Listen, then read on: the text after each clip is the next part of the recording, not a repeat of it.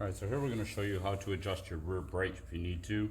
What you need to do is put the bike up, and just here if it's rubbing a little bit, and you could actually see through the center to see where the rotor is as far as the pads. Okay, it's really hard to see, and you need to look directly down in it.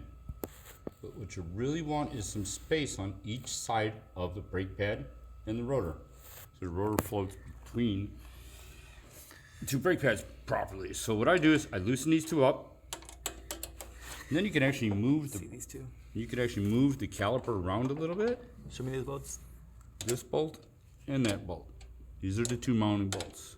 Not these, not this, anything. Okay? All you really want to do is look through, straight through the side, and you can actually see if there's a gap in there. Tighten it down, snug it down first. Look through the top, see if you can see right through it. You can actually wiggle it back and forth a little bit. And right now, it's totally clear.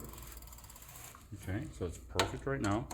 And then I want to snug this down. Snug that one back down.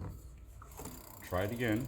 And then I want you to hit the lever so it places the pads, and then see if it's free. If it's not free, what I'll usually do is I'll loosen the bottom up just till it's a little bit movable. The top one, and then you can actually move the caliper like that until you got the proper space in between the pads and the disc. Once you do, lock it back down, spin the wheel, nice and free, go for a ride.